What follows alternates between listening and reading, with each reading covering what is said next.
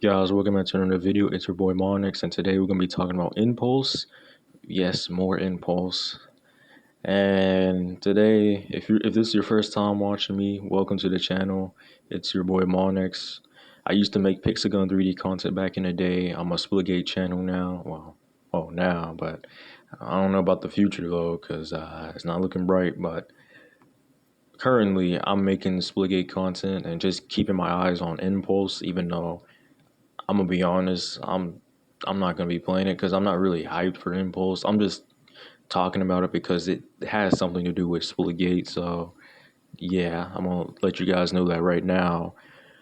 And yep, let's talk about Impulse. So yeah, it's not really much to say because I said everything on my PowerPoint video. Go check that out if you haven't already. And yeah, I'm just very worried about this, man. I really hope they add aiming down sights to this game. I know that basically re brought up the conversation, the whole conversation of, you know, what's better, hip fire or ADSing, it just brought that back, and I'd be seeing people just debating on it like no tomorrow and stuff. To me, I just see it as this. It depends on the game. Like, I'm with the people that say it depends, right? Like, it depends on the genre of shooter or what you're trying to make. Like, if you're making an arena shooter or a tactical shooter, you probably of course, want it to be hip fire only. Well, yeah, duh, probably.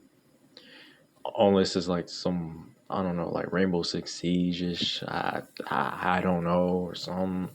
Anyways, yeah. And if you're making like a arcade shooter or like some movement shooters can do it. It depends really. Then you probably would want ADSing. I know we'll talk about ADSing and movement shooters in a minute, but for arcade shooters like Call of Duty, Battlefield, somewhat Titanfall 2, yeah, ADSing to give that realism feel, it's pretty necessary because it just helps you to be more accurate and stuff when you're aiming down the sights. And yep, but we'll talk about basically, ADSing and movement. Also, does it really fit Impulse? So really, to me, so far, movement shooters, a lot of people have this weird misconception is that, oh, it will basically slow down the pacing of the match when you're ADSing, but not really necessarily because there's two variables when you're talking about the speed of FPS games. Are you talking about the pacing of the match, or are you talking about the pacing of how you're moving, how your character is moving? Those are two different things. And usually, a lot of people like to say, oh, it's the pacing of the match. It can ruin the pacing of the combat and stuff. Not necessarily, because when you're getting into a gunfight, speed is not really your concern. Even in movement shooters, your speed is not really a concern. It's really, like I said, it's really your individual skill, usually in movement shooters. Like, it's based on your reaction time. It's gonna be more about reaction. And there's still gonna be some positioning into it, but it's really mostly gonna be about your reaction time. It's gonna be more micro positional than rather than basically having to rely mostly on speed. Not necessarily speed, that's just to help you get through the map quicker. Usually, I say usually. There might be some weird cases where you use speed for something else, but most of, like, I say 9 out of 10 times, you're going to be using momentum to get around the map very fast and basically get to like an objective, or you know help your teammates on time, whatever the case may be. Most out of 9 out of 10 times, that's what you're going to be doing. So that's why I don't really think. And also, a lot of people forget this, but don't forget this. In basically Titanfall 2, the maximum speed is 70 miles per hour. That's 114 kilometers per hour. That's pretty fast. Yeah, that's pretty fast. Yeah, that's pretty fast. So if Titanfall 2 can have ADS, Impulse can have it as well. So if speeds are concerned, then you should probably not think about that because basically it doesn't really matter. It really doesn't. Okay, does it really fit Impulse? Yes, it does. Because the reason why, it's obvious. Number one, and I'm saying this as a Splitgate fan, it needs to be different from Splitgate. It has to be different from Splitgate. If not, then it's going to be very valid to point out that, hey, I'm playing a reskin version of Arena Reloaded. What's the point of buying $20 just to play another version of Arena Reloaded with mechs and stuff? Like, that is very valid. So they have to add ADS, or at least have the option to ADS or hipfire, like both. Like, I think they should just do both. Like, I agree with Jack of all trades. Like, yeah, I agree with him when he says they should just do both at that point. Just do both, right?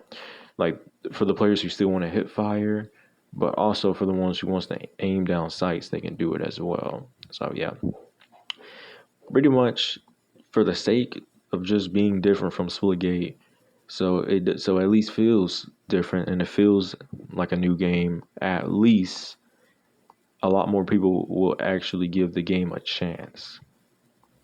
And pretty much also heard, I think it's June the 15th, they're going to do like a Steam Next, I think it's Steam Next Fest, I think. You'd be able to play the game, be able to download the game on Steam for free, like literally for free until early access, which that will be paid. And it's going to be $20. So, yep, that is something. $20? Wow, that's crazy. But that means for early access, every other platform, aka PS5, Xbox Series S and X, gets to join in. And I'm pretty sure there's going to be no old gen support, which, I mean, that's understandable. And like, those consoles are a decade plus old at this point. So, they got to move on to current gen. So, yeah, makes sense.